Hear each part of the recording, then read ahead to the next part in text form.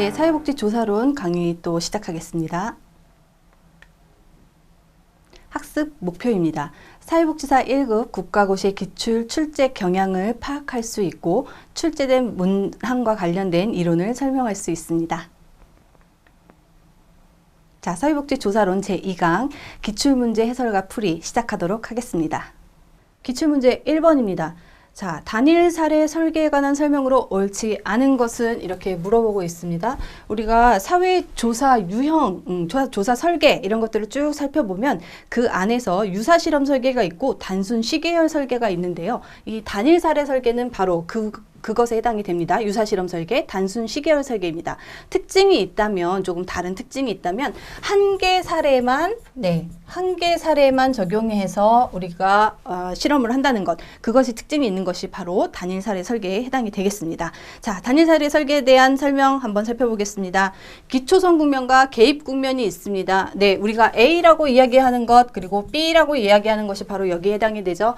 단일 사례 설계 내용으로 맞는 내용입니다. 2번, 연구 대상과 개입 방법은 여러 개가 될 수 없다라고 하는데요. 아니요, 그렇지 않습니다. 연구 대상과 개입 방법은 여러 개가 될 수 있겠습니다. 우리가 이야기하는 다중 기초선 설계, 다중 요소 설계 이러한 것들이 여기에 해당이 됩니다. 다중 기초선 설계는요, 둘 이상의 문제, 상황, 대상에 대해서 설계를 할 수 있고요. 다중 요소 설계는요, 둘 이상의 개입 방법으로 설계를 할 수가 있습니다. 그렇기 때문에 이 2번의 내용은 틀린 내용이니까 여기 옳지 않은 것을 고르는 거죠. 그러니까 이 2번이 정답이 되겠습니다.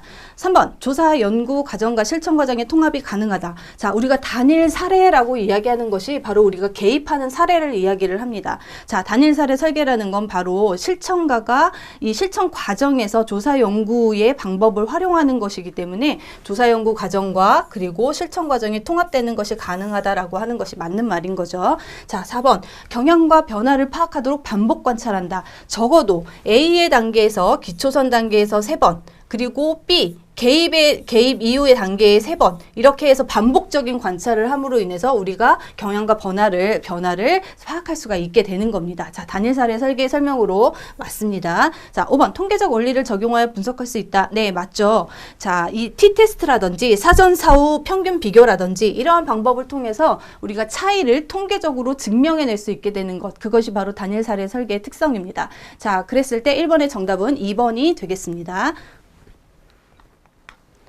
자, 2번입니다. 신뢰 수준에 관한 설명으로 옳은 것을 모두 고른 것은 이렇게 이야기를 하고 있는데요. 이것은 표집하고 관련된 내용, 거기에서도 자, 우리가 어떤 조사를 하고 나서 그 다음에 이것이 정말 신뢰할 만한 것이냐 그렇지 않냐 이것을 판가름하는 그 기준이 되는 것이 바로 신뢰 수준이 될 수가 있겠습니다. 그 신뢰 수준에 대한 설명입니다. 신뢰 수준은요, 표본을 통해서 그러니까 모수를 추정하게 되는데요. 그 결과를 우리가 얼마나 신뢰할 수 있냐라고 관련이 있습니다. 왜냐하면 우리는 조사를 할 때 모든 사람들을 전수로 다 조사할 수 없고 대표성을 가진 몇몇의 사람들을 표본으로 추출해서 조사를 하게 되는데요. 그렇게 표본으로 추출해서 조사한 결과가 정말 전체 모집단을 대표하냐라는 것을 물어볼 때 그렇다라고 이야기할 수 있는 그 수준을 이야기를 하는 것입니다. 자, 그 설명이 밑에 기억니은 디귿로 나와 있습니다. 자, 기억 99% 신뢰 수준은 1% 유의 수준을 사용한다는 의미다 라고 이야기를 하는데요. 자, 이 신뢰 수준과 유의 수준은 거의 반대 개념이라고 생각하시면 됩니다.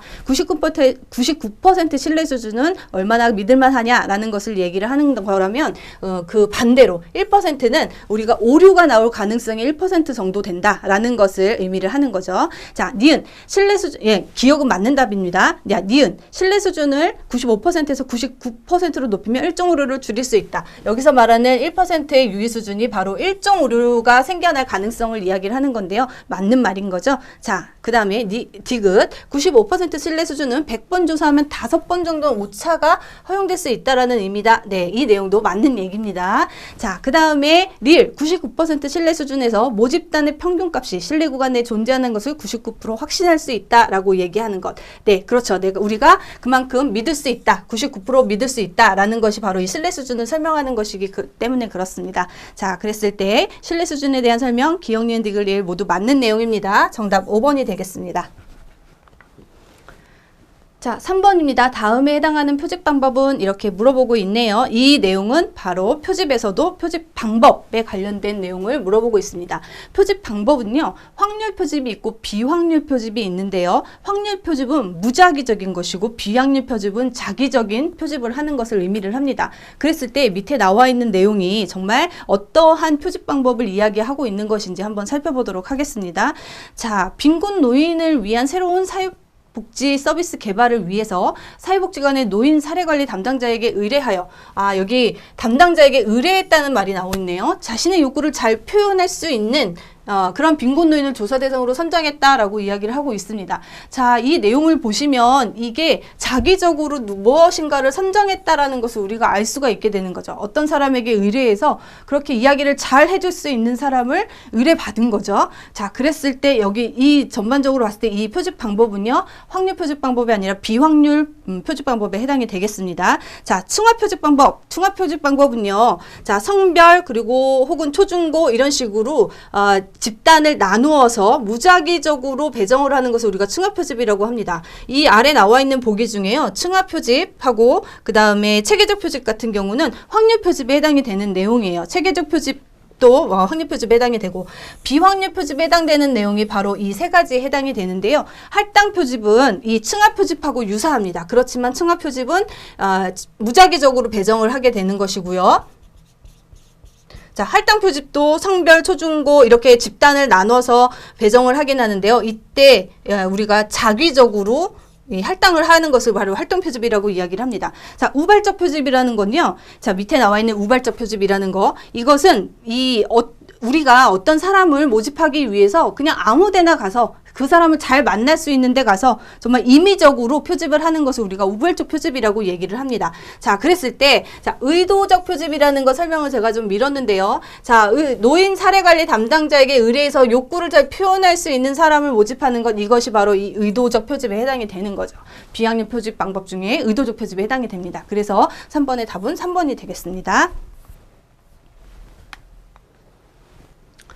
자, 4번입니다. 측정의 4등급. 사례, 가능한 통계 분석의 연결이 옳지 않은 것은 이렇게 물어보고 있습니다. 여기서 질문하고 있는 거는요, 바로 척도하고 관련된 것, 척도 4개의 측정 수준을 이야기를 하고 있습니다. 자, 여러분들이 아시는 4개의 측정의 수준이 뭐가 있죠? 첫 번째, 제일 낮은 수준의 명목, 그 다음에 서열, 등간, 비율이 있습니다. 자, 이 4가지를 놓고 한번 보시죠. 자, 명목이라는 것 굉장히 단순하게 이야기를 하고 있는 것이고, 그 다음에 질적인 것들을 측정하는 것을 우리가 명목이라고 이야기를 하고 있습니다. 자, 두 번째 서열 등급 같은 경우는 순서가 있는 거죠. 자, 그 다음에 등간 등급이라는 것은 자, 어떤 평균을 낼 수도 있고 편차도 낼 수도 있고 모수 통계를 구할 수 있고 이런 어떤 등급이 있는 것을 이야기를 합니다. 1, 2, 3, 4, 5 리커트 척도 같은 것이 대표적인 거죠. 자, 비율 등급이라는 것은요, 율을 뽑을 수 있는 걸 이야기를 해요. 그런데 여러분들이 명목 등급과 서열 등급은 많이 헷갈리지 않는데 등간 등급하고 비율 등급을 굉장히 많이 헷갈려 합니다. 그랬을 때 등간 등급은요, 여러분들이 모든 점수들은 여기에 해당된다라고 생각하시면 됩니다. 자, 비율 등급 같은 경우는요, 완전히 없다. 완전히 없다라고 하는 것을 우리가 설명할 수 있으면 우리가 그것을 비율 등급이라고 이야기를 할 수가 있겠습니다. 자, 그랬을 때요, 1번 명목 등급, 배비분 세대 여부, 가부를 묻는 것이기 때문에 명목 등급에 해당이 되고요. 명목 변수에 해당이 됩니다. 자, 그 다음에 서열 등급, 학점, ABC, 서열을 나누는 것이기 때문에 이거 맞는 것이고요. 등간 등급, 온도라는 것이 어떤 없다라는 것이 있을 수 없죠. 0도라고 했을 때 우리가 온도가 없다라고 이야기를 하지 않잖아요. 이것은 온도가 0도가 있는 거예요. 그렇기 때문에 이 설명은 맞는 것이고요. 자, 4번 비율 등급에서 시험 점수 우리가 0점이라고 하면 점수가 없다라고 이야기하지 않죠. 점수가 0점이다 이렇게 이야기를 합니다. 그렇기 때문에 이 4번 비율 등급에 대한 설명으로는 틀린 것이 되겠습니다. 자, 4번이 틀린 것으로 정답입니다. 자, 5번 명목 등급은 성별, 현재 흡연 여부, 교차 분석이 가능하다라고 얘기하는 것이 맞는 내용이고요. 그래서 4번의 정답은 4번이 되겠습니다. 5번입니다. 척도에 관한 설명으로 옳지 않은 것은 이렇게 물어보고 있습니다. 자, 여기서도 여러분들이 그 척도에 대한 것, 특히 그 중에서도 여러 가지 다양한 어떤 도구들을 이야기를 하는 것이 있는데요. 그 도구들에 대한 설명이 옳지 않은 게 어떤 거냐 찾아내는 거예요. 바로 이 척도가 그런 것이죠. 대표적인 척도를 우리가 조사론에서 배우는 내용들이 바로 이런 5가지가 있습니다. 첫 번째가 보가더스가 있고요. 그 다음에 의미분화 척도, 그 다음에 리커트, 거트만, 서스턴 척도가 있습니다. 자, 이렇게 봤을 때 5가지 정도 여러분들이 기억하시면 되는데요. 가장 그 어렵고 또 우리가 그 만들기 어려운 척도를 서스턴 척도라고 이야기를 하고 있습니다. 다른 것들은 이 4가지는요, 서열 척도에 해당이 되는데요. 서스턴 척도 같은 경우는 등간 척도에 해당이 됩니다. 등간이라는 것은 그 척도들 사이의 간격이 같다라고 이야기를 하는 것이고, 개발하는 것에 굉장히 어려움이 있는 그러한 척도를 의미를 합니다. 자, 그랬을 때 내용을 한번 살펴보죠. 옳지 않는 걸 찾는 겁니다. 보가더스의 사회적 거리 척도는 누적 척도의 한 종류이다. 이렇게 얘기를 하고 있습니다. 자, 보가더스의 사회적 거리 척도는 누적 척도. 네, 그렇죠. 사회적 거리 척도는 나하고 가까운 것부터 먼 거리까지 이렇게 점진적으로 질문을 하는 것이기 때문에 누적 척도에 해당이 됩니다. 맞는 내용이죠. 자, 그 다음에 의미분화 척도는 한 쌍의 반대되는 형용사를 의미한다. 의미분화, 좋다, 나쁘다, 혹은 좋다, 나쁘다. 요것을 양쪽 끝에 놓고 얼마나 정도, 얼마나 좋은지, 얼마나 나쁜지 그 정도를 물어보는 것이 의미분화 척도예요. 그렇기 때문에 한 쌍에 반대되는 형용사를 사용한다라고 하는 건 맞는 말인 거죠. 3번, 리커트 척도는 각 문항은 등간 척도다라고 얘기하는데 아니요. 서열 척도가 이 리커트 척도입니다. 등간 척도는 서스턴만 해당이 됩니다. 자, 4번, 거트만 척도는 각 문항을 서열적으로 구성한다. 네, 맞습니다. 서열 척도거든요. 자, 그 다음에 5번, 서스턴 척도를 개발하는 과정은 리커트 척도와 비교하여 많은 시간과 노력이 요구된다라고 얘기를 합니다. 네, 요거 아까 설명을 드렸죠. 맞는 내용입니다. 그랬을 때 틀린, 옳지 않은 것을 고르는 거 3번. 그래서 3번이 정답이 되겠습니다.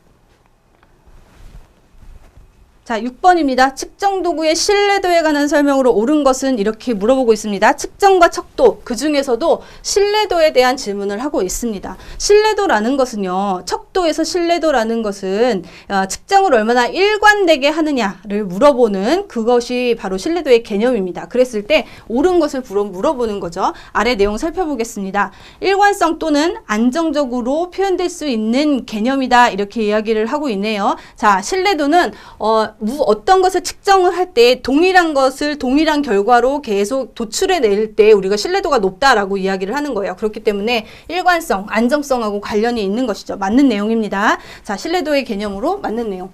1번이 정답이네요. 자, 2번. 측정 도구가 의도하는 개념의 실질적 의미를 반영하는 정도와 관련이 있다라고 이야기를 하고 있는데요. 이것은 실질적인 의미를 반영한다라고 하기 때문에 정확한 척도하고 관련이 있고, 그랬을 때는 신뢰도가 아니라 타당도에 대한 설명입니다. 자, 그 다음에 3번. 검사, 재검사 신뢰도는 가장 널리 사용되는 신뢰도 유형이다라고 이야기를 하고 있는데요. 자, 이 내용은 가장 널리 사용되는 신뢰도의 유형은요, 검사, 재검사 신뢰도가 아니라 여러분들이 잘 알고 있는, 통계적으로 잘 알고 있는 크롬바 알파 신뢰도 계수가 가장 많이 사용되는 거예요. 그렇기 때문에 이것은 틀린 답이 되겠습니다. 자, 4번. 사회적 바람직성 편향은 신뢰도를 낮추는 주요 요인이다. 이렇게 얘기를 하는데, 사회적 바람직성 편향은 신뢰도가 아니라 타당도를 낮추는 주요 요인입니다. 5번, 특정 개념을 측정하는 문항수가 많을수록 신뢰도는 높아진다? 아니요. 신뢰도는 낮아진다라고 설명하고 있는데요. 그렇지 않고요. 문항수가 많을수록 신뢰도는 높아진다라고 설명하는 것이 맞는 설명입니다. 그렇기 때문에 5번도 틀리고 6번의 정답은 1번이 되겠습니다. 자, 7번입니다. 다음에서 사용하는 타당도는 이렇게 물어보고 있네요. 타당도의 종류를 물어보고 있습니다. 자, 새로 개발된 주관적인 행복감 측정 도구를 사용해 측정한 결과와 이미 검증되고 널리 사용되고 있는 이미 널리 사용되고 있는 주관적인 행복감 측정 도구의 결과를 비교하여 타당도를 확인한다라고 이야기를 하고 있습니다. 자, 타당도의 종류에는요, 내용 타당도, 기준 타당도, 그리고 개념 타당도가 있는데요. 여기서 설명하고 있는 것은 바로 기준 타당도를 설명하고 있고, 그 중에서도 왜 널리 사용되고 있는 것을 바로 기준으로 이야기를 하고 있는 거죠. 그랬을 때 그 기준에 상관관계를 보는 것을 우리가 동시 타당도라고 얘기를 하고요. 그 다음에 그 기준에 의해서 어떤 인과관계를 살펴보는 것을 우리가 예측 타당도라고 이야기를 하는데요. 여기서는 두 결과를 비교했다라고 이야기를 하고 있기 때문에 바로 이 동시 타당도를 설명하는 내용이다라고 볼 수가 있겠습니다. 정답은 2번입니다. 8번입니다. 측정의 신뢰도와 타당도에 관한 설명으로 옳은 것은 측정과 척도의 장에서 신뢰도와 타당도의 개념 그리고 신뢰도와 타당도의 관계에 대해서 물어보고 있는 질문입니다. 자, 1번 신뢰도는 일관성으로 표현될 수 있는 개념이다. 네, 앞서서 설명을 드렸었죠. 신뢰도는 일관되게 어떤 결과를 도출하는 것을 우리가 신뢰도라고 이야기를 합니다. 그래서 옳은 설명 바로 여기에 해당이 되겠네요. 1번이 일단 정답입니다. 2번 측정도구의 문항수가 적을수록 신뢰도는 높아진다 라고 얘기하는데 문항수가 많을수록 신뢰도가 높아지는 겁니다. 자, 3번 검사 재검사 방법은 타당도를 측정하는 방법이다. 아니요. 검사 재검사 방법은 신뢰도를 측정하는 방법입니다. 자, 4번 편향은 측정의 비체계적 오류와 관련이 있다라고 얘기하는데 편향은요? 아니요. 비체계적 오류가 아니라 체계적 오류하고 관련이 있습니다. 자, 그 다음에 5번 측정도구의 신뢰도가 높아지면 타당도가 높아진다라고 이야기를 하고 있는데요. 자, 이 측정도의 신뢰도가 높아지면 타당도가 높아진다라고 이야기하는 것은 반대로 이야기하면 좀 맞을 수도 있어요. 예를 들어 타당도가 높아지면 신뢰도도 높아질 수가 있죠. 그런데 신뢰도가 높아진다고 해서 타당도가 높아지는 것은 아닙니다. 자, 그림을 그려서 보면요. 신뢰도가 조금 더 큰 개념, 타당도가 조금 더 작은 개념. 그래서 타당도가 확보되면 신뢰도가 확보가 되지만요. 신뢰도가 확보됐다고 해서 뭐 신뢰도가 높아진다고 해서 타당도가 높아지는 것은 아닙니다. 자, 이렇게 했을 때 정답은 1번이 정답이 되겠습니다. 9번입니다. 설문지 작성에 관한 설명으로 옳은 것은 이렇게 물어보고 있는데요. 자, 이게 굉장히 쉬우면서도 시험 문제에 굉장히 많이 나오는 부분입니다. 설문지를 작성하는 것. 자, 이 내용 한번 살펴볼게요. 자료 수집을 하는 방법 중에는 직접 방법과 간접 방법이 있는데요. 그 직접 방법 중에서 설문을 하는 것, 그리고 그 설문을 하기 위해서는 설문지를 작성해야 되는데 그 설문지를 어떻게 작성할 거냐라는 것을 물어보는 거예요. 그랬을 때 설문지를 어떻게 구성을 하고 문항 배열은 어떻게 하고 질문의 유형은 어떻게 할 것이냐 이런 것들을 잘 알고 있는지 물어보는 질문인 거죠. 자, 보겠습니다. 1번 개방형 질문. 개방형 질문은 열린 질문이죠. 그래서 주관식으로 물어보는 것들을 여기에 해당이 됩니다. 자, 개방형 질문은 응답률을 높이기 위해 주로 설문지 앞부분에 배치한다. 아니죠. 굉장히 부담될 수 있는 질문이 될 수 있기 때문에 이런 질문들은 설문지의 뒷부분에 배정을 하게 되는 겁니다. 앞부분이 아니에요. 자, 그 다음에 2번 수반형 질문이 많아질수록 응답률은 높아진다. 수반형 질문은요. A에 대해서 질문을 하고 거기에 대해서 얘라고 질문했을 땐 A-1번으로 가세요. 이렇게 물어보는 거 우리가 수반형 질문이라고 하는데 그런 질문이 많아지면 어떨 것 같아요, 여러분들? 피곤하죠? 응답률 낮아집니다. 그렇기 때문에 이것은 틀리고요. 자, 3번 명확한 응답을 얻기 위해 이중 질문을 사용한다. 이중 질문이라는 것은 하나의 질문에 두 가지를 물어보는 것을 우리가 이중 질문이라고 얘기를 해요. 이렇게 하면 명확한 응답을 얻기가 어렵죠. 그래서 이건 틀린 겁니다. 4번 문항은 응답자의 특성과 무관하게 작성되어야 된다. 그렇지 않죠. 문항을 작성을 할 때는요. 응답자의 특성을 반영해서 작성을 해야 되는 겁니다.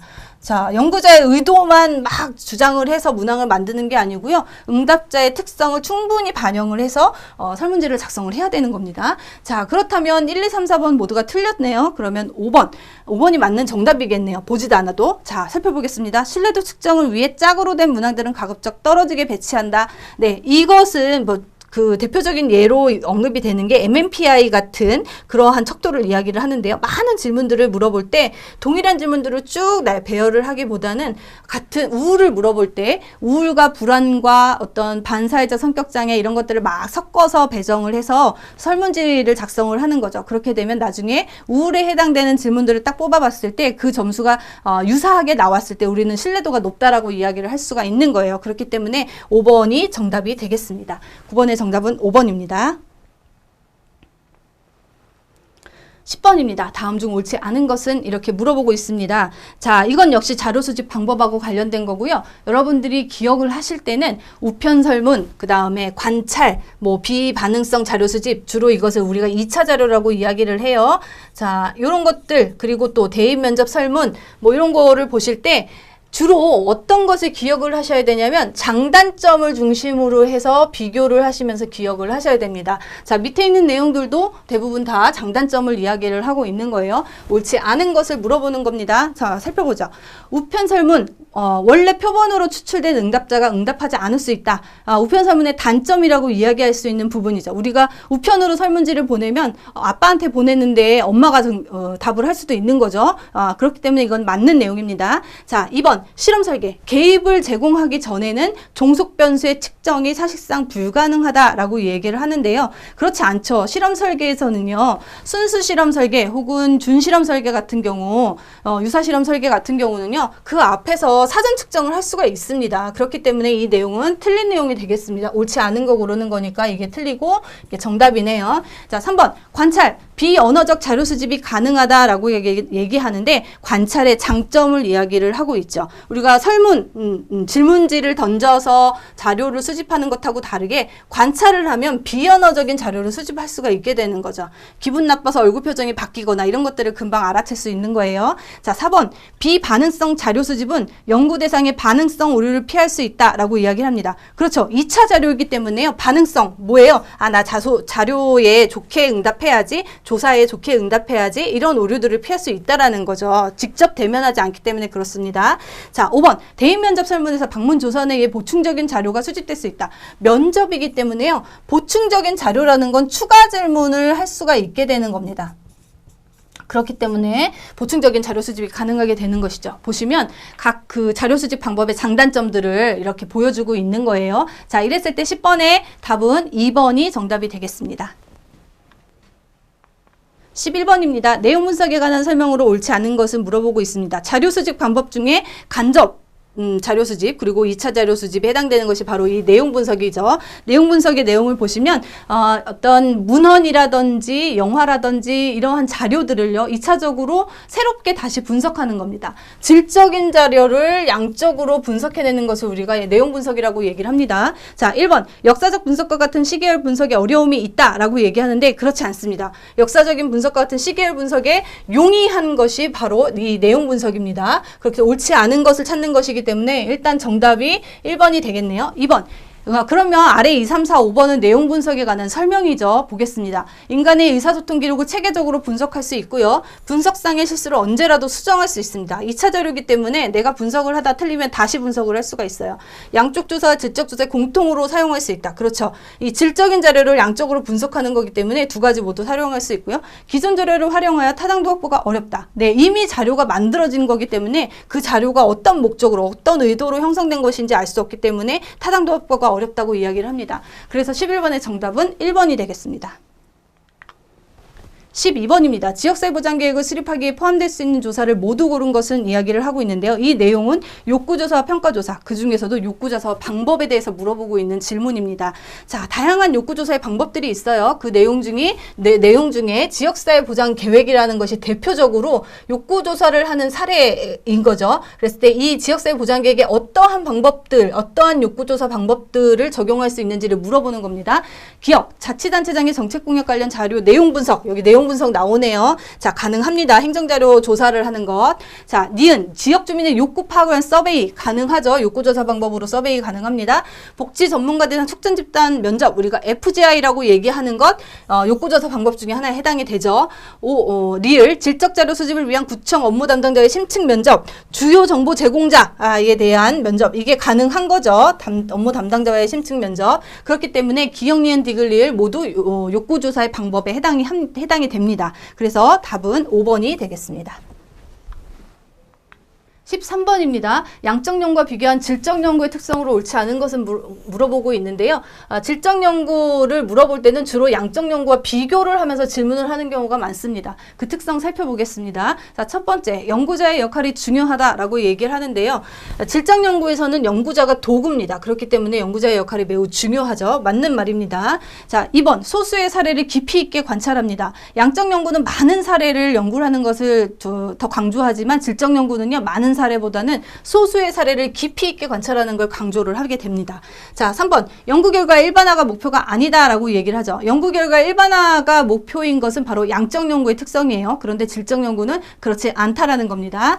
자, 4번. 일반적으로 신뢰도가 더 높다라고 이야기를 하고 있어요. 신뢰도가 높다라고 이야기하는 것은요, 양적 연구의 특성입니다. 질적 연구는요, 소수의 사례를 깊이 있게 관찰하는 것이기 때문에 일반적으로 신뢰도도 조금 낮고, 그리고 또 일반화의 경향도 좀 낮습니다. 그렇기 때문에 4번이 옳지 않은 것이 되고요. 그렇기 때문에 정답은 4번이 되겠습니다. 5번도 마저 살펴보죠. 귀납적 추론의 경향이 더 강하다라고 이야기를 하는데, 질적 연구는 이 관찰 가능한 것으로부터, 그것에서부터 경험을 통해서 이론을 도출하기 때문에 그 과정, 주로 귀납적 추론의 경향이 더 강하다라고 이야기하는 것이 맞는 답이 되겠습니다. 그렇기 때문에 자, 13번의 정답은 4번이 되겠네요.